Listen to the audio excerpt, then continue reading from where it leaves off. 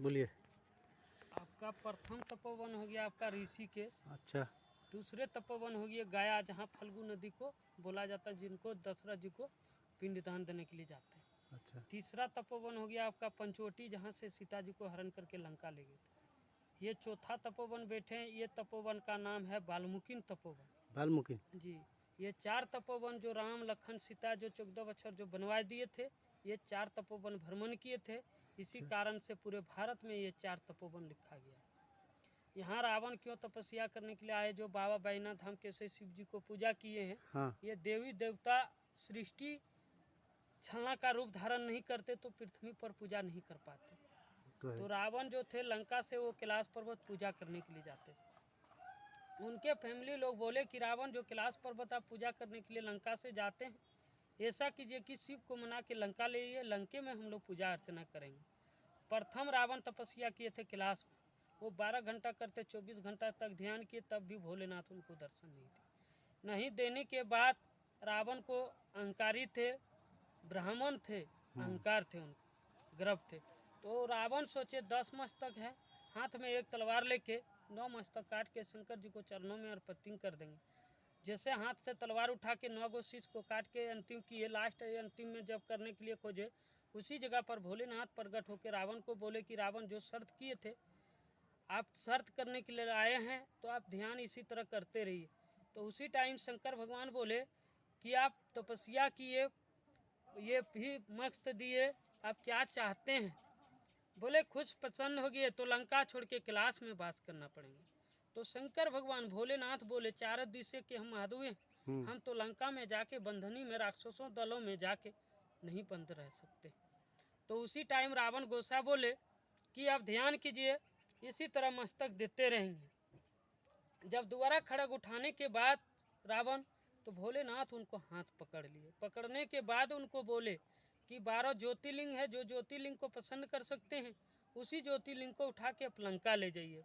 रावण तो मन में गदगद हो गए कि आप तो शिव जी दे दिए, इनको तो लंका ले जाएंगे। और उसमें सब देवतों मिलके हलचल का छलना का रूप धारण किए थे। जैसे 11 शिवलिंग को छोड़ के 12वां शिवलिंग को पसंद किए, तो पार्वती का मन में गोसा होगी कि ये शिवलिंग लंका ले जाएगा तो अनर्थ हो जाएगा, कलयुग में मनुष्य पूजा नहीं कर पाएंगे। हाँ। जो शिवलिंग को 12वां शिवलिंग को पसंद किए, तो पार्वती का मन में तो गोसा होगी, तो वो कामना लिंग थे, बाबा बैजनाथ धाम का शिवलिंग थे। पार्वती जो सुबह शाम उनको पूजा करते थे, इसी कारण से वो परिष्कार शिवलिंग थे। जैसे वो पार्वती कमांडर लेके शिव जी को पूजने के लिए जा रहे थे, उसी टाइम वरुण देवता जो जल का मालिक होते, वरुण देवता, वो छोटा जंतर बन के वही पार्वती कमंडल में जाके समा गए। समाने के बाद उसी टाइम बोले पार्वती कि रावण शिव तो उठा के लंका ले जाइएगा, आपको जल को ग्रहण कीजिए, उसके बाद ये शिव जी दे देगा, उठा के आप लंका ले जाइएगा। जैसे रावण इस तरह जल को खाने का प्रवेश किए, तो वरुण देवता रावण का पेट में गंगा समा गए। समाने के बाद उसी टाइम जैसे भोलेनाथ अपने हाथ में शिव लेके जैसे रावण को देने के लिए गए, तो उनसे एक शर्त किए कि कहीं पृथ्वी पर नहीं रखिएगा, जहाँ भी रखिएगा दोबारा उठ के लंका नहीं जाएगा, ये मेरा शर्त है। जैसे उसको शिव को दे दिया हाथ में, रावण वो पुस्तक से जाने शुरू किए, जो बाबा बैजनाथ धाम मंदिर अभी कली युग में पूजा किए। हाँ। ये त्रेता युग का कहानी थे। घना घर जंगल थे, जंगल में जब गुजरने का समय हुए, तो रावण का बीच में लगे लघु शंका लगे, तो किसी के हाथ में वो शिवलिंग नहीं देगा तो लघु शंका नहीं कर पाएगा, पृथ्वी पर रखेगा स्थापित हो जाएगा, दोबारा फिर उठ के लंका नहीं जाएगा। चारों दिशा से जंगल में देखे, कहीं लोग चंद नहीं थे। एक विष्णु भगवान वो ग्वाला का रूप धारण किए थे, जिनका नाम था बैजू। उसी के हाथ में वो शिवलिंग को देने के लिए जैसे गए रावण, तो उनसे एक शर्त की कि बाबा जैसे आपके हाथ में शिवलिंग दे रहे हैं, कहीं देश पृथ्वी पर नहीं रखिएगा, जहाँ भी स्पष्ट कीजिएगा, ये दोबारा से उठा के नहीं ले जा पाएंगे।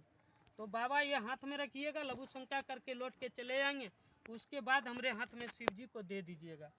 जैसे वो शिव जी को उनको देने के बाद लघु शंका करने के लिए चले गए, जो बाबा बैजनाथ धाम मंदिर देख रहे हैं, वहाँ से 2 किलोमीटर हट के उत्तर दिशा में जहाँ रावण लघु शंका किए थे, एक नदी का जोर बह गया, जिनका नाम है हरला नदी।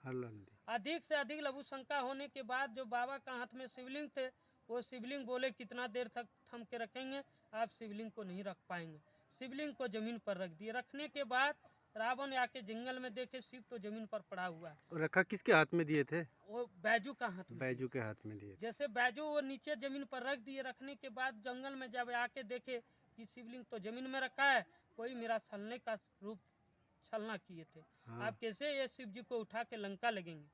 तो चारों दिशा से नजर से देखे कहीं जल का अपरुतित नहीं थे। जो जल में स्नान करेंगे तब शिव जी को छू पाएंगे। हाँ। तो रावण गोसा में पुष्टि प्रहार जमीन में किए, जो गंगा को जल को तैयारी किए, वही जल को स्नान करके जब शिवलिंग को छूने गए तो शिवलिंग टस मस नहीं हुई। नहीं होने के बाद उसी जगह पर भोलेनाथ प्रकट होकर रावण को बोले कि रावण जो शर्त करके दिए थे वो शर्त यहीं टूट गए, यहाँ से लौट के निराश होकर लंका चले जाइए। उसी टाइम रावण को शंकर भगवान को बोले कि शंकर भगवान ये शिव को कैसे लंका ले जाएंगे, अब तो दोबारा यहाँ स्थापित हो गए।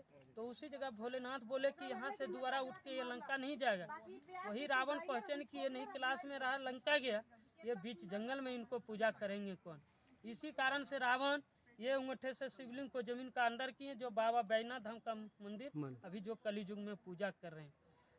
तब तक रावण का मन में संतुष्ट नहीं हुए। रावण सोचे पूरे भारत में 4 तपोवन है, किसी तपोवन में फिर दूसरी बार तपस्या मेरा हो जाए तो ये शिवलिंग को जमीन से तमान उखाड़ के फिर लंका ले जाएंगे। इसी रास्ते में गुजरेंगे, आगे चल के देखिएगा रावण का एक विराट अंधकार, जो रावण यहाँ दूसरी बार तपस्या किए थे। अच्छा। जब करने का किए तो सब देवतों मिलके हलचल करके सब देवता चले गए हनुमान जी के पास। बोले भक्त हनुमान, रावण को तपस्या नहीं भंग करेंगे तो पूरा दोबारा हो जाएंगे, तो शिव जी को फिर मना के लंका ले जाएगा, तो कलयुग में मनुष्य पूजा नहीं कर पाएंगे। इसी कारण हनुमान जी आके जितने आगे पत्थर देखेंगे हर पत्थर में गदा गर्जना शक्ति से प्रहार किए। बोले मेरा नाम से हर पत्थर में अंकित हनुमान जी का मूर्ति रहेंगे, रावण को यहाँ तपस्या नहीं करने देंगे। जब दोबारा गदा गर्जना किए तो उनका शांति नहीं मिले, लौट के यहाँ से निराश होकर वो लंका चले गए। जाने के बाद उसी टाइम राम लखन सीता सहित हनुमान दूसरी बार ये तपोभूमि फिर आए थे। उसी टाइम हनुमान जी से सीता महारानी परीक्षा लिए कि भक्त हनुमान, जो रावण को तपस्या भंग किए हैं आपका प्रमाण क्या है? बोले मेरा नाम से हर पत्थर में अंकित हनुमान जी का मूर्ति है। बोले तो हम तो अंतर्यामी हम जानते हैं, तब भी कलयुग में जो व्यक्ति आएंगे विश्वास कैसे करेंगे? शक्ति प्रमाण दिखाइए। जिस तरह देखें अयोध्या में जो कलेजा चीर के दिखाई कि राम का भक्त हूँ, उसी तरह आगे चल के देखिएगा एक विशाल पत्थर, उसी में हनुमान जी 11 बार जय श्री राम बोल के ये छोटी उंगली से 11 बार एक बार लकड़ी खींचे तो देवी शक्ति से 2 भाग हो गए। एक तरफ देखिएगा हनुमान जी का चित्र, एक तरफ देखिएगा सांचा मतुन। मन में लगेगा कि यारी मशीन से बनाया गया है। हम लोग भी कस्टमर को कहते हैं मानिएगा देव तो नहीं तो पत्थर। उसी टाइम सीता महारानी बोले भक्त हनुमान, चारों युग में तुम्हें अमर रहेगा। जो भी व्यक्ति कष्ट करके आपके पास आएंगे हृदय दिल से जो मानेंगे उसको निश्चय विनती पूर्ण कीजिएगा। उनका नाम रखा गया है मानस मंदिर, जो अभी नौलखा मंदिर आप लोग देखे होंगे, नहीं तो जाते टाइम में देखिएगा। वो रानी पथरिया घाट की रानी बंगाली थी आसाम के। अच्छा। उनको जज थी, उनको धन संपत्ति बहुत थी, उनके 6 लड़की थे, लड़का नहीं थे। रानी सोचे सब जगह तीर्थ किए, तीर्थ का फल नहीं मिले, ये झारखंड बैजनाथ हम तपोवन चल के देखते, मेरा हनुमान जी विनती पूरा कर दे तो नीचे से ऊपर तक पूरा तोड़ फोड़ के एक यहाँ विशाल को मंदिर को रेडी करा देंगे, बना के विशाल करा देंगे। रानी इसी तरह कष्ट करके जो सीढ़ी में चढ़े, पहले जमाना में सीढ़ी नहीं थे, जिस तरह इसमें उतरेंगे उसी तरह वो प्रगति चीज थे। उसी में चढ़ के रानी आके हनुमान जी के पास। नियम है कि 105 दिन मन्नत करके यहाँ से जाते हैं, जिनका 3.5 महीना 105 दिन जो भी दुख हरण है वो हनुमान जी को जानकारी दे के जाते हैं। वो रानी यहाँ से मन्नत करने के बाद जब गए तो उनको रानी के आजकल युग उस तरह नहीं रहे। 56 साल के बाद उनको एक लड़का है। अच्छा। रानी खुश हो गई। घर से वो लेके चले थे 9 लाख रुपया चांदी का सिक्का, वही जमाना का बात है। वो नीचे से बोले कि पूरा पर्वत को सीढ़ी करवा देंगे, इसमें भी सीढ़ी करके एक विशाल को मंदिर को रेडी करा देंगे। तो हनुमान जी उनको नीचे से ऊपर तक वो पत्थर को धाप लगवा के लेबर तक गुफा तक सीढ़ी बनवाए। वो बाद में वो परिष्कार किया गया है सीढ़ी। तो रानी जब इसमें कटने का शुरू किए तो हनुमान जी उनको रोक दिए कि भक्त हनुमान जी को उनको बोले कि रानी ये रास्ते जो पत्थर को काटेंगे हर पत्थर में हनुमान जी का मूर्ति निकलेंगे, सेवा कौन करेंगे? इसके कारण से इसमें प्रगति चालू नहीं कीजिए, इसको मंदिर को तोड़ के अब विशाल यहाँ नहीं कीजिए, लोग को विश्वास नहीं होंगे। इसी कारण से रानी यहाँ मंदिर नहीं किए। 9 लाख रुपया चांदी का सिक्का यहाँ से लौट के लेके चले गए। यहाँ से चल के रास्ते में एक मंदिर बनवा दिए जिनका नाम बोला जाता है नौलखा मंदिर। अभी भी नौलखा मंदिर घुसेंगे, वही रानी का तस्वीर, एक बालक देखिएगा जिनका नाम था जुगर। उसी का नाम से वो सिनमड है। 9 लाख रुपया खर्च किए थे, 9 लाख का नाम रखा गया है। ऐसे उनके लड़के का नाम से वो जुगल मंदिर प्रसिद्ध है। जब तक वो रानी जीवित थी, वही रानी यहाँ 3 बार साल में यज्ञ कराते थे। एक बार दुर्गा पूजा, एक 15-16 जनवरी विराट होते चैत्रनवमी, जो देश विदेश में हनुमान जी का पूजा होते हैं। वही रानी गुजरने के बाद यहाँ महावीर सेवा कमेटी से जुड़ा गया है। जैसे भक्तों 1 रुपया से 1000 रुपया दान देते, दान का कोई अंत नहीं है। जितने मंदिर आप लोग उठे हैं, हेलो हेलो, आप लोग जितने मंदिर उठे, कहीं 1 रुपया हम लोग किसी के व्यक्ति के साथ नहीं बोलते। अच्छा। यहाँ साल में 3 बार जग होते हैं, हवन होते हैं, वो कस्टमर का दुआरे से। यहाँ का नियम कमेटी का बनाया गया है। आपको भगवान दिए हैं तो दीजिए, नहीं तो गोड़ लग के भी जा सकते हैं। 1 रुपया से 1000 रुपया दान देते, दान का अंत कोई नहीं। यहाँ कमेटी का आदेश है, आपको बताने का काम है। आपको बताएंगे जो 101 देते हैं उनका नाम से लेपन होते हैं। 251 में उनके नाम से एक दिन पूजा करने के बाद एक झंडा लग जाते हैं चैत्रनवमी में, जो आपका नाम से साल भर रहेंगे। जैसे शनिवार मंगलवार लेपन होते हैं, वो जो 100 रुपया दे दिया जाता है। जो 551 देते हैं, उनका पूरा एड्रेस लेके आपका नाम से एक दिन हवन करके आपका घर तक भी प्रसाद जाते हैं। प्रसाद में क्या जाते हैं? लड्डू पेड़ा नहीं जाता। जग का भभूत, उसका सिंदूर, उसका तुलसी पत्ता, जो उनका सोहरा किशमिश, ये सब होता है 10 से 12 ग्राम। आपका घर तक प्रसाद चला गया तो आप जानते हैं कि मेरा नाम से पूजा होगी। सब मंदिर में नाम और गोत्र नहीं लिखाया जाता है। यहाँ नाम और गोत्र लिखने के बाद पैसा लेते हैं। जैसे कोई हाथ में मांगने से किसी को व्यक्ति लोग नहीं दिया जाते हैं, वो आपका नाम से पूजा होते हैं। आप लोग प्रसाद नहीं लिए हैं तो 10 रुपया वहाँ आगे चल के एक प्रसाद मिला जाते हैं। उसमें लड्डू, धागा, सिंदूर रहेंगे। 11 बार जय श्री राम बोल के बाबा से जो मन में मांगना है वो 105 दिन 3.5 महीना मन में रखा जाते हैं। एक बार बोलिए पवन सुत हनुमान की जय, शंकर भगवान की जय। एक बार बोलिए जय श्री राम, जय श्री राम।